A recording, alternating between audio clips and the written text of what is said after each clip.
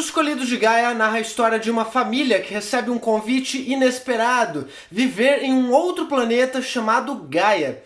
A promessa de uma melhor qualidade de vida e a apreciação de suas habilidades individuais faz com que a família Klein aceite o convite. Vamos falar sobre esse livro logo depois da vinheta.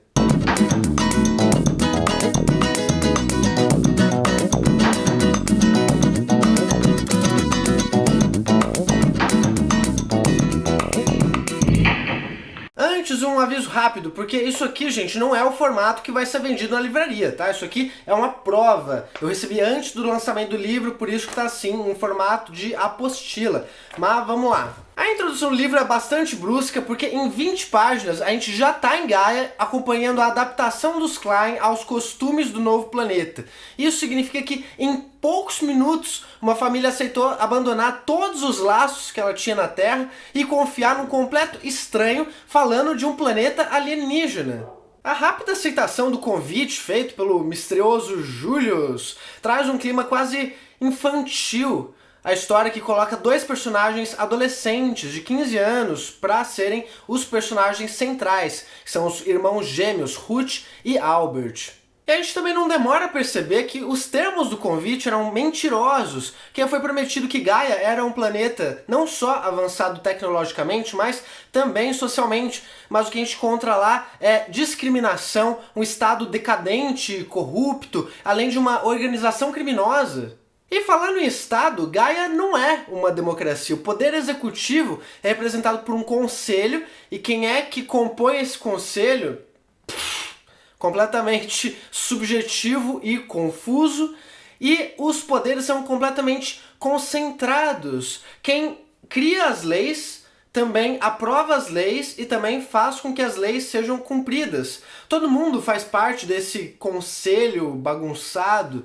E, além do mais, um conselho deveria ser um órgão que aconselha um outro, certo? Mas aqui a gente não tem isso. Esse conselho é o próprio poder que é tudo. Lembra quando eu falei que o Estado é corrupto? Pois é. Agora, o mais estranho não é que Gaia seja um pesadelo, mas que ninguém perceba essas falhas. Não tem um questionamento interno, um pensamento, não tem uma pessoa que fala: ei, cadê o paraíso que você me prometeu? Nada disso. No começo, a família só tá prestando atenção o quê? Nos avanços tecnológicos. Vamos ver o que essa casa tem de diferente. Aí vê lá, uma janela que exibe a paisagem que você quiser. O que também é outra contradição, porque o tempo todo os gaianos ficam falando o quê? Que Gaia é um planeta no qual as pessoas vivem de maneira simples, mais em contato com a natureza. Contato com natureza falsa, morta, só se for. Talvez seja um pequeno spoiler, mas é completamente irrelevante, então eu vou ignorar, porque não faz a menor diferença o fato de que os gaianos são descendentes de Atlântida.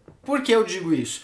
Porque, de acordo com a história, os Atlantes, sei lá, o povo de Atlântida, é um povo que viveu na Terra, mas que abandonou a Terra dentro dessas viagens interplanetárias e encontrou Gaia muitos anos antes de Cristo, coisa tipo centenas, talvez milhares de anos antes de Cristo.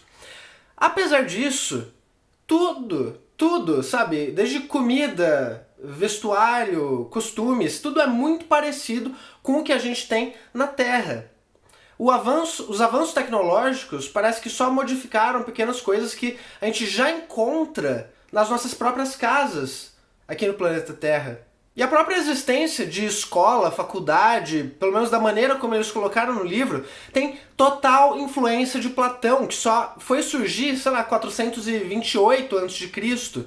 Dá pra entender? Mesmo assim, a família Klein continua amando o seu novo planeta, com exceção do Victor, que é o pai dos meninos, que sente falta do trabalho dele na Terra, ao invés de ter voltado aos estudos, como foi exigido em Gaia, para que ele se adapte e tudo mais. Essa aparente alegria começa a ruir quando o Albert, lembra? O menino lá de 15 anos, tem um sonho de revelação. De acordo com esse sonho de revelação, a família dele vai entrar em problemas seríssimos em breve. E no dia seguinte, o pai dele, o Victor, é acusado de ter assassinado o presidente do conselho, mesmo que ele não tenha nenhuma memória da noite anterior.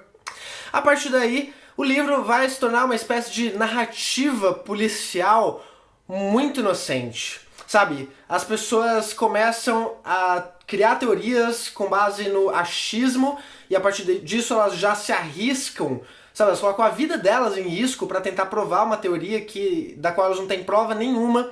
Um cachorro encontra uma pista super importante e os diálogos são tão inacreditáveis que eu não consegui evitar dar risada. Eu nunca vou me esquecer do trecho aqui que diz: se a sua intuição diz que seus pais não são culpados, então eles realmente não devem ser.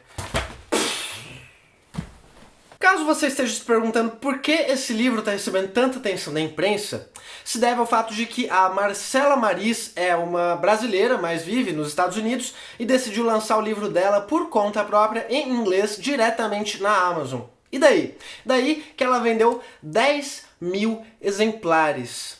Não cabe a mim dizer por que ela vendeu tanto, mas eu de fato não encontrei nenhum ponto positivo dentro desse livro e, portanto, ele vai levar apenas um troninho.